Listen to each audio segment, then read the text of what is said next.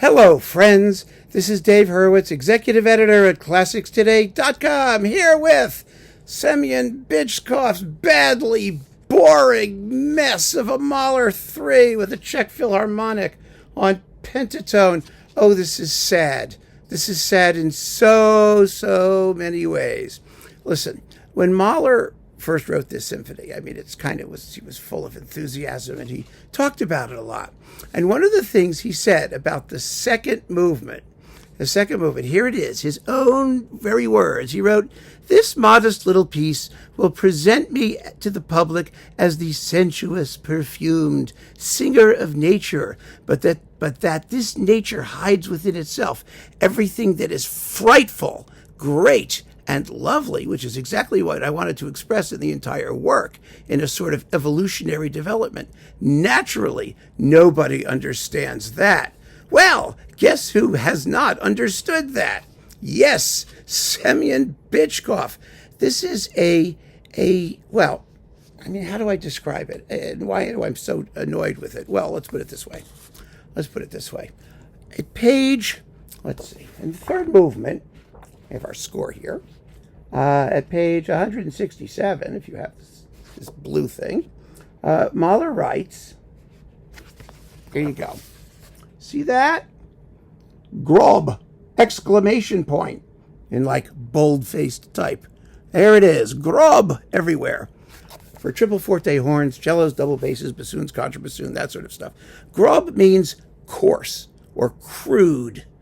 And that's what Mahler was saying, That's the part, by the way, where you've got that fabulous da-da-da-da-da-da-da-da-da-da-da-da, then the horns come roaring in. Da-da-dum-ba-da-da-da-da-da-da-da-da-dum-ba-da-da, in the third movement. There's nothing coarse there at all. I mean, they don't make even a triple forte. The bottom line is, this is a nice, laid-back, anodyne, pretty, completely uninteresting performance of Mahler's Third Symphony. It is comatose. It is brain dead. They're just going through the motion. Bychkov has nothing to say about this piece. I mean nothing. There are so many moments where Mahler wants accents, where he wants alarming, frightening sounds. In the first movement, da-da-da-da-da, with the trumpets, that scary writing and those pulverizing trombones, or the middle section, the development, that it's opened up by the woodwind screaming, like that business.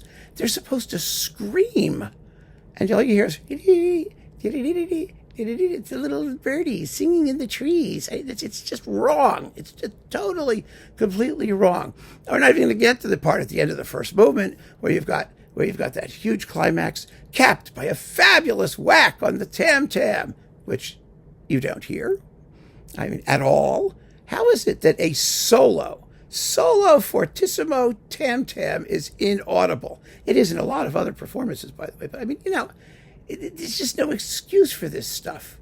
It's absolutely wretchedly dull. The first movement, it's also too slow. The performance times out at about 102 minutes or something like that. It's on the slow side, let's put it that way. And when you combine that with playing that's just merely pretty, the result is a snooze fest. Absolutely a snooze fest. The only section of the orchestra that really distinguishes itself are the horns. They blast everybody else out of the park. And that's good, they should, but everybody else has to match them. That's the point. So the first movement is lacking in contrast, as you may have noticed. It just dies on the vine. There's nothing else to be said for it. So many subtleties at both dynamic levels, are just not there. There's not enough of anything. There's no terror, there's no atmosphere, there's no exultation in the big marches. It's just plodding. That's the word, plods. It plods. And so the plodding is done. Then you get the highly perfumed, sensuous singer of nature second movement.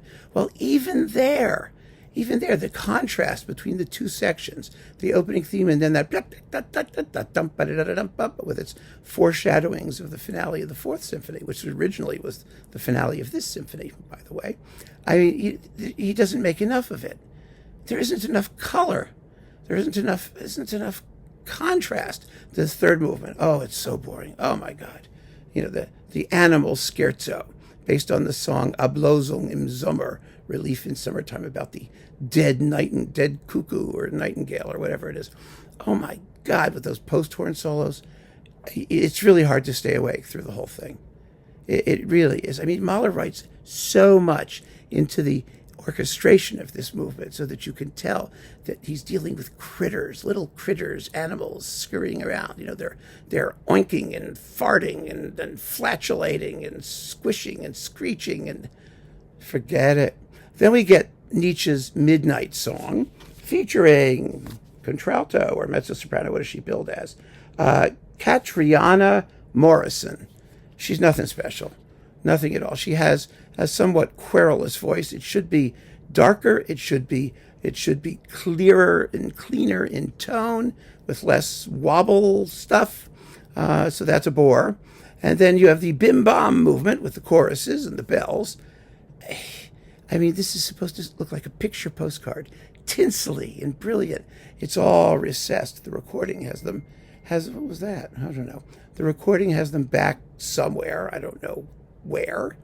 It's ridiculous. And then the finale, 25 minutes. Okay, Bernstein could do it in 25 minutes or 26 minutes and pull it off. But here, it begins too quickly, it seems, but then slows down. It just gets heavier and heavier and duller. And it does have a good big climax at the end. That last big crash in the chorale with the brass is very pretty. It's definitely pretty. But the ending of the symphony, Mahler says, a noble, saturated tone with the trumpets overtopping the whole thing. The trumpets übertönend, resounding over the whole thing. They don't. I don't know why they don't. I mean, it's just bad. It's completely unstylish. And the thing that really bothers me about it, really, is that the Czech Philharmonic, which was one of the world's most characterful orchestras, one of the most colorful orchestras, one with the most immediately identifiable sound, has now turned into your average, everyday, nothing special international band with no particular character at all. And that's a tragedy. Absolutely a tragedy. So what are they doing with this? Why? I know they're doing a Mahler cycle. They have to do a Mahler cycle. Compare this to Václav Neumann's Mahler Third, which is wonderful and so completely different in sound. You wouldn't think it's the same orchestra. It's astonishing. It's really astonishing. So yeah, this sucks. It just sucks. It's awful. Forget it. Yeah, I caught it.